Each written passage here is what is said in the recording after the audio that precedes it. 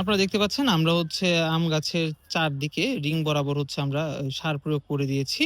এখন হচ্ছে আমরা এই সার প্রয়োগ করার পরে মাটি দিয়ে চাপা দিয়ে দিব। তো আমরা হচ্ছে আজিজুল মাটি দিয়ে চাপা দাও। দেখতে পাচ্ছেন মাটি দিয়ে হচ্ছে আমরা চাপা দিয়ে দিচ্ছি। আপনারা একটা জিনিস সবসময় খেয়াল রাখবেন যে হচ্ছে আম গাছের গোড়াতে কখনো আপনারা এই রাসায়নিক সার দিবেন না। আম গাছের গোড়াতে হচ্ছে আপনারা জৈব সার দিবেন অর্থাৎ গোবর সার বা কম্পোস্ট সার সেগুলো হচ্ছে আপনারা গোড়ার কাছাকাছি দিবেন। আর রাসায়নিক সার সবসময় আপনারা ক্যানোপি বরাবর দিবেন অর্থাৎ এই বাহিরের ডালটাকে বলা হয় হচ্ছে ক্যানোপি।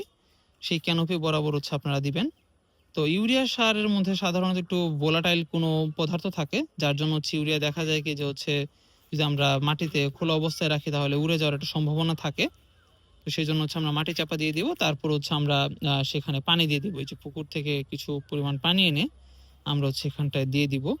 আর আমরা আজকে কতটুকু পরিমাণ এখানে সার দিয়েছি, ১ বছরে যতটুকু সার দিতে হবে তার অর্ধেকটা তো আমরা দিব হচ্ছে হারভেস্টের পরে। আর তারপর যে অর্ধেকটা সার থাকবে সেই অর্ধেকের অর্ধেক দিব হচ্ছে আমরা মার্চ মাসের শেষে, আর বাকি অর্ধেক দিব হচ্ছে আমরা মে মাসের শেষে। তো দেখতে পাচ্ছেন আমাদের সার প্রয়োগ শেষ।